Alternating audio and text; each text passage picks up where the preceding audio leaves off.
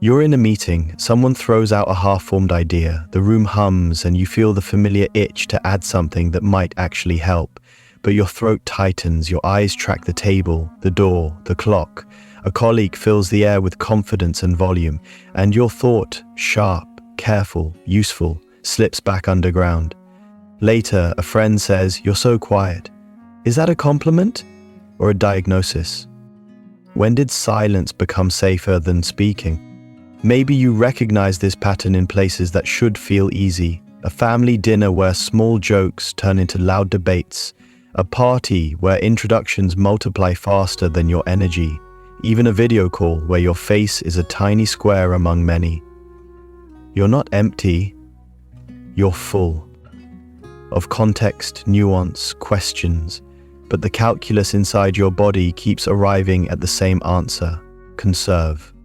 Hold back. Observe. Is that what being an introvert really is? Choosing quiet over noise? Or is there something deeper, older, more protective at work? Here's a language for what you've been living. Psychologists call it the behavioral inhibition system, the brain's early Menning network that lights up around potential punishment, novelty, or social risk. When the BIS is more sensitive, you don't just prefer calm. Your whole nervous system prioritizes caution. It's not about fear in the cinematic sense. It's about fine-grained perception. A raised eyebrow, a clipped tone, the memory of being interrupted the last time you spoke. Your body remembers. It advises restraint. So when people tell you to just speak up, what they're really asking is for you to override a safety system that's been calibrated by years of experience, and maybe, if you trace it back, by childhood. Think about it. There was a time you were loud. You laughed with your entire body, asked questions without a script, announced discoveries like they were breaking news.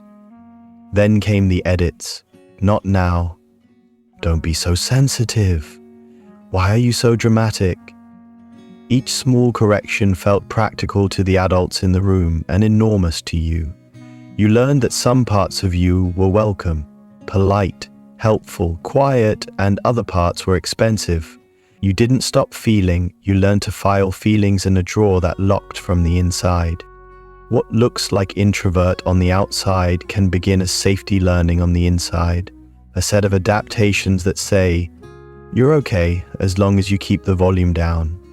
Over time, those adaptations can harden into identity. I'm the quiet one.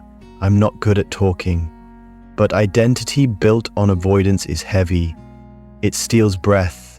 It turns rooms into tests and conversations into tightropes. And yet, there's another truth you already know. Silence isn't just defense. Sometimes it's precision. You notice patterns other people miss. You feel the temperature of the room shift before the thermostat does. You hear the comma in someone's sentence and understand what wasn't said. Your quiet isn't empty, it's curated. It is the space that lets meaning surface. So here's the question this video will keep asking. How do you tell the difference between protective silence and nourishing quiet? Between the voice you buried to stay safe and the stillness you choose to stay sane. Between a nervous system on red alert and a temperament that genuinely thrives in low stimulation. If you've been labeled the introvert your whole life, admired for your calm 1 minute and sidelined the next, this isn't about fixing you. It's about naming the machinery so you can decide when to listen to it and when to gently recalibrate. We'll separate introversion from shyness, biology from biography, preference from protection. We'll look at why your energy drains faster in some rooms, why just be more outgoing never works, and how to speak without setting off every alarm in your body. Because you don't need to become someone else to be heard. You need a map of your mind, your memories, and your nervous system to choose when silence is your ally and when it's your cage. So one more question before we begin. If your quiet could talk, What would it say it's been protecting all these years? Look at your life as it is now. The way you slip into the end seat of the meeting room, the way you mute yourself on Zoom though your thought is clear, the way you smile politely in the grocery line to avoid a stranger's question. At dinner, you wait for a pause that never comes. You aren't hollow, you are brimming. Ideas, context, questions.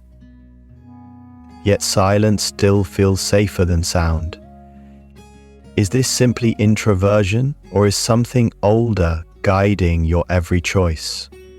Carl Jung, the psychologist who first defined the term, saw introverts as people who turn their energy inward, not as defective extroverts. There is no such thing as a pure introvert or extrovert, Jung wrote. Such a man would be in the lunatic asylum.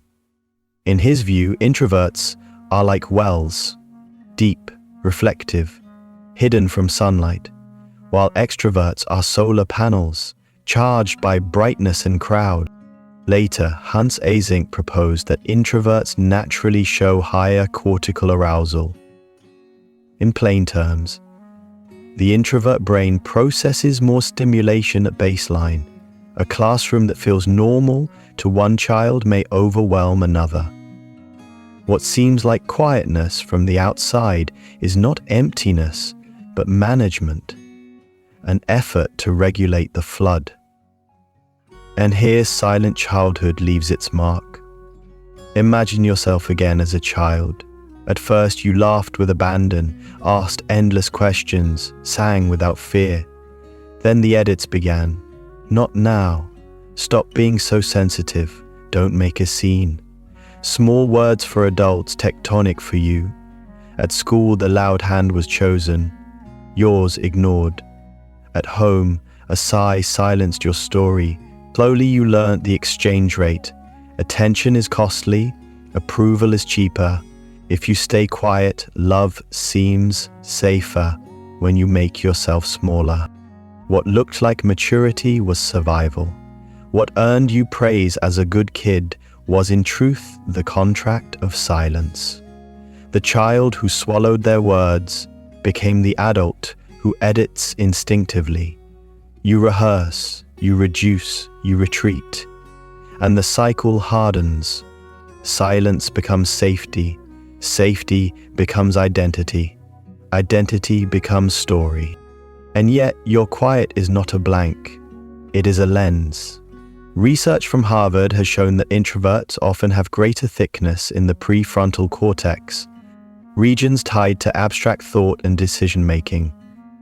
Silence then can sharpen vision. Withdrawal can nurture focus. Stillness can become the soil of creativity. Darwin walked alone in woods. Rosa Parks, quiet and steady, altered history with a single refusal. So what is an introvert? Not a broken radio, not a failed speaker, not a mistake. An introvert is someone whose nervous system leans toward the candle rather than the spotlight, the whisper rather than the roar, the depth rather than the surface. And when silent childhood stitches itself to this temperament, armor and essence begin to blur. You must ask, am I choosing quiet, or is quiet still choosing me? The work ahead is not about becoming louder. It is about becoming clearer, about seeing where silence is preference and where it is prison. And to see that, we must return to the rooms that wrote your script, the classroom where you lowered your hand, the kitchen table where you learned to shrink, the 1,000 subtle corrections that taught you to disappear. Think back to your own childhood. Maybe it was the classroom where the teacher always picked the loudest hand and skipped over yours. Maybe it was the family dinner table where you were cut off mid-story with a sigh or a quick "not now." Maybe it was the playground where your laughter was called too much. Each small moment carried the same message. Staying quiet was safer. Psychologists call this social conditioning, when repeated feedback from parents, teachers, or peers shapes a child's behavior until it becomes automatic. For many introverts, silence wasn't a natural choice at first. It was a lesson, a defense, a way to avoid embarrassment or rejection.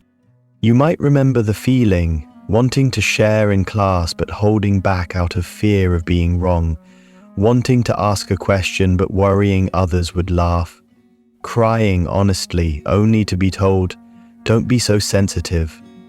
To adults, those words were harmless, forgettable, but to you, they were heavy. Your nervous system stored them as evidence. It's better to hide. My voice is too much. So you adapted. You lowered your voice, you pulled back your curiosity, you pressed your laughter into a polite smile. On the outside, adults praised you as well-behaved and mature. But on the inside, you were learning to shrink. What looked like calmness was really caution. What looked like discipline was really survival. And those patterns didn't disappear with age. They followed you. At work, you hold back ideas, waiting until it feels safe, but the chance often passes. In conversations, you wait for the right opening, but someone else fills the space. In relationships, you swallow your needs, convincing yourself they don't matter. To the outside world, you look thoughtful, patient, composed, but you know the truth. Silence wasn't always your choice. It was the habit of a child trying not to get hurt. Research in developmental psychology backs this up. Studies show that children discouraged from expressing emotions often carry patterns of withdrawal into adulthood. What started as a way to stay safe becomes part of identity. The quiet child becomes the quiet adult. And people admire the calmness while missing the cost. The unsaid words, the invisible weight. Yet silence is not only a wound. It also gave you something valuable. In your quiet, you learned to notice what others miss. The tone of a voice, the shift in body language, the atmosphere of a room. You became skilled at reading people and situations. Your silence wasn't just hiding, it was also observing, absorbing, and understanding. But the cost is still there. Deep down, the child who once wanted to be heard is still waiting. Sometimes, late at night, you replay conversations you never had. Sometimes you wonder, what would my life look like if someone had told me back then? It's okay, speak, laugh, cry, we want to hear you. That's the paradox of silent childhood. It shaped your introversion, gave you depth, made you sensitive and thoughtful, but it also convinced you that being safe meant being invisible. So the question now is not, how do I become louder? The question is, how do I tell the difference between the silence that protects me and the silence that traps me? To answer that, we need to look at what happens when that silent child grows up, carrying the same patterns into every adult room. When a silent child becomes an adult, the story doesn't reset. The patterns you learn to survive as a kid don't vanish on your birthday. They follow you like invisible rules. Maybe you've seen it at work. An idea appears in your mind, clear, useful, maybe even the one everyone needs. But before you speak, a small voice whispers, "Don't risk it." You stay quiet. Then someone else shares something similar. The room nods, the meeting moves on, and you sit there thinking, why didn't I just say it? Or maybe it shows up in friendships. You're the listener, the reliable one, the person who absorbs everyone's stories. People thank you for being so understanding. Yet when it's your turn, words feel heavy. You don't want to burden anyone, so you nod, smile, and carry your own weight alone. And maybe it's clearest in love. You crave closeness, but when asked what you need, you hesitate. Years of swallowing your voice make honesty feel unsafe. You give and give until you're drained, and then blame yourself for not trying harder. This is silent childhood in adulthood. Not that you lack thoughts, but that your nervous system learned silence as safety. What once protected you now holds you back. Psychologists call this learned inhibition, when behaviors formed to avoid pain remain long after the threat is gone. Research from the Journal of Abnormal Psychology shows that children who are consistently discouraged from expressing emotion are more likely to withdraw socially as adults. What looked like obedience in childhood becomes self-erasure later. But silence doesn't mean weakness. In fact, it took strength to survive that way. It took resilience to listen more than you were heard. It took courage to hold feelings no one else noticed. Your silence kept you safe. That deserves respect. Still, survival is not the same as living. If you're honest, you know the signs. Walking away from a conversation, replaying what you should have said. The loneliness of being surrounded by people who don't actually know you. The ache of realizing your voice is missing. Not because you're empty, but because you've been protecting it too long. So how do you begin to separate silence as choice from silence as chain? It starts with awareness. Notice when your body tenses before speaking. Notice when your instinct is to hold back. Ask, am I quiet because I want to be, or because I'm afraid of what might happen if I'm not? Then comes small practice, not shouting, not pretending to be extroverted, just one sentence in a meeting, one truth in a friendship, one request in a relationship. Each time you speak, you show your nervous system that not every voice ends in danger. Yes, it will feel uncomfortable. Your heart will pound, your palms may sweat. But discomfort is not danger. Discomfort often signals growth, the breaking of an old pattern. And remember, silence is still valuable. Research from Harvard has linked introversion with thicker prefrontal gray matter, a region tied to deep thought and decision-making. Your quiet can be wisdom, your pause can be clarity. The key is choice. When silence is chosen, it becomes strength. When silence is automatic, it becomes a prison.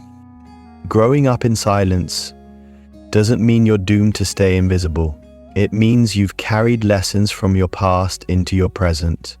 Those lessons once kept you safe, but they don't have to write the rest of your life. So let me leave you with this. If you gave your voice even a little more room today, what part of you would finally begin to feel alive? You've seen how silence can become a chain, how it follows you from childhood into adulthood. But silence is not only a wound, it is also resource, also wisdom. The same habits that once hid you can, when understood, become some of your greatest strengths. Think about it. While others rush to fill the air with words, you've learnt to pause. While others skim the surface of conversations, you've been trained to listen deeply. And while others act quickly, sometimes recklessly, you've cultivated patience. These are not flaws.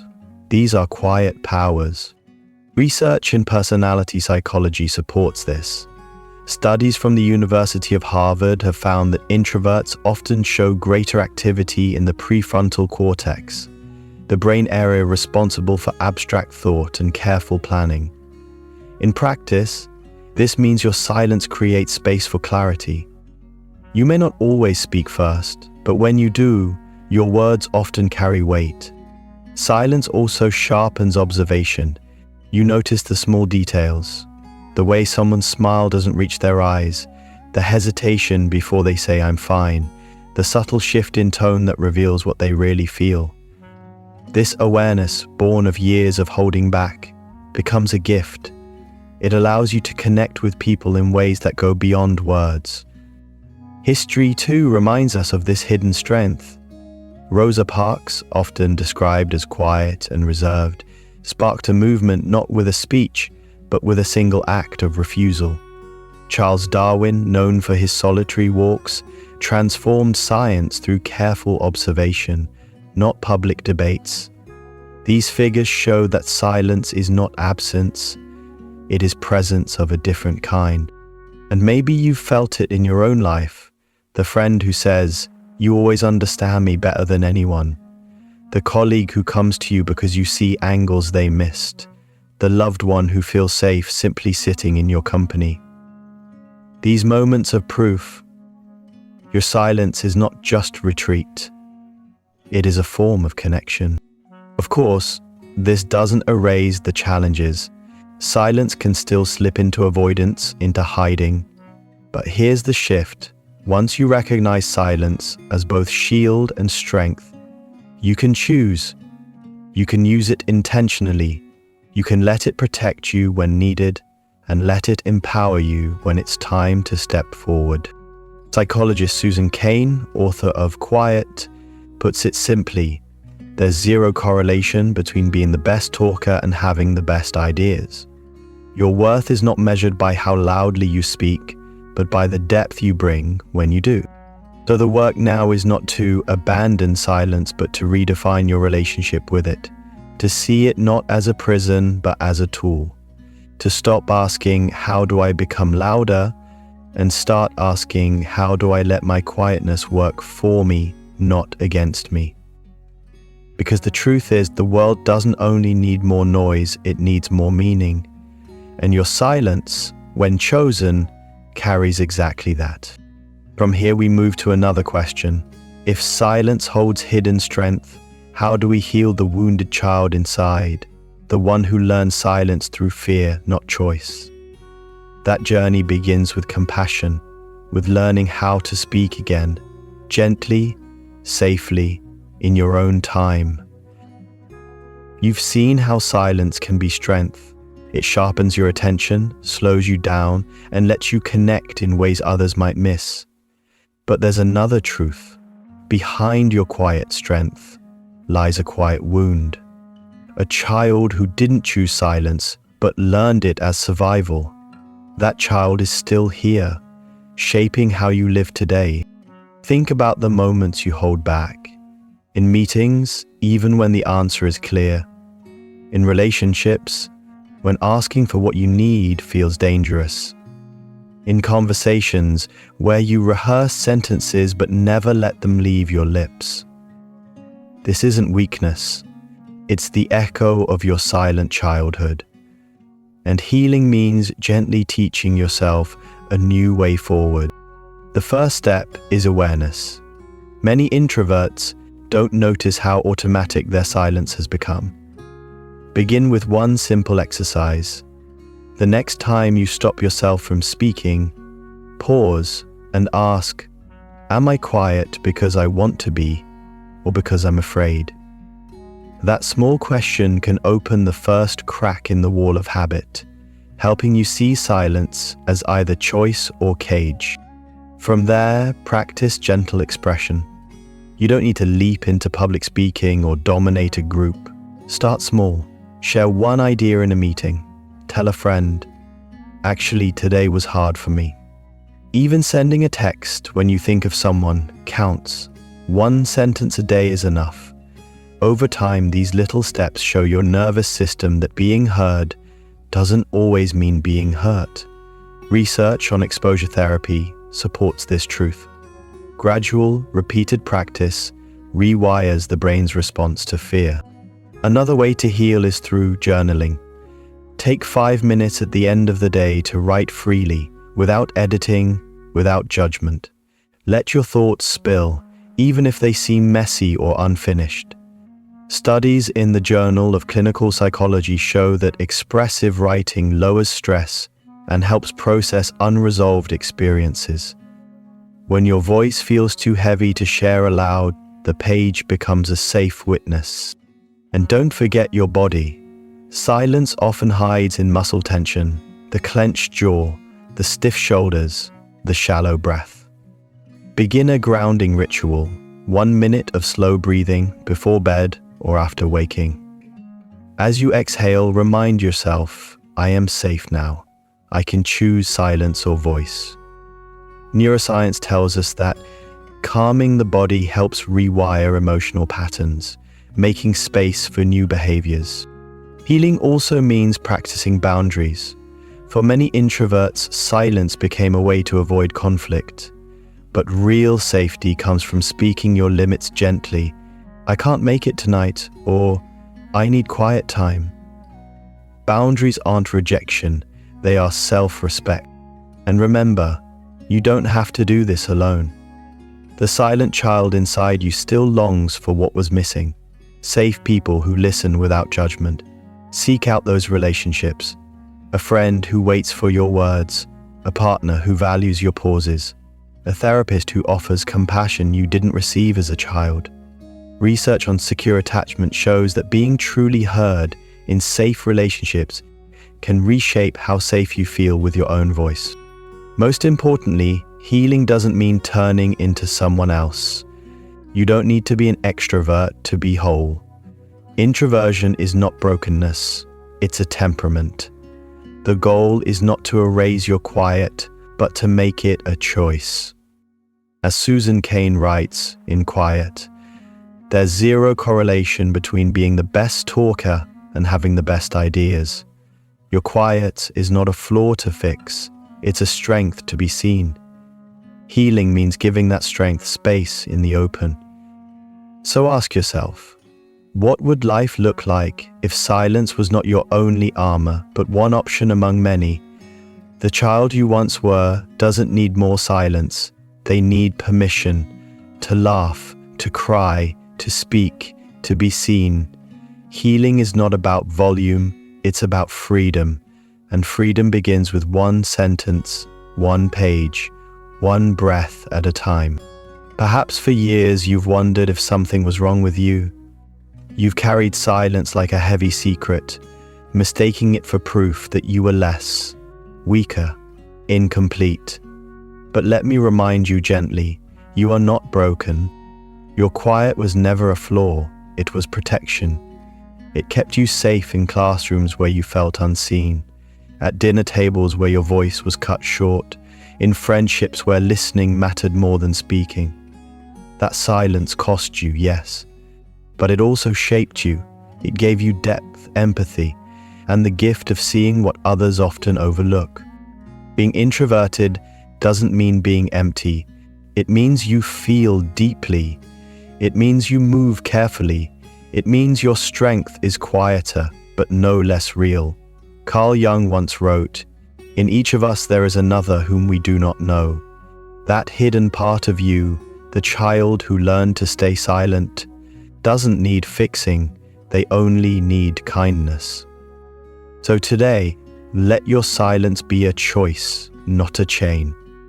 Speak when you wish, rest when you need, and remember, your quiet has value, your presence has weight. The world is better, not in spite of your silence, but because of it. If this message resonated with you, know that you are not alone. Many introverts carry the same silent story, waiting to be heard. If you'd like more gentle reminders and insights like this, consider subscribing to the channel. Share this video with someone who might need to hear it today.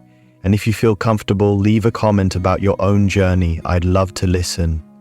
Sometimes, the first step in healing is realizing your silence has always had company.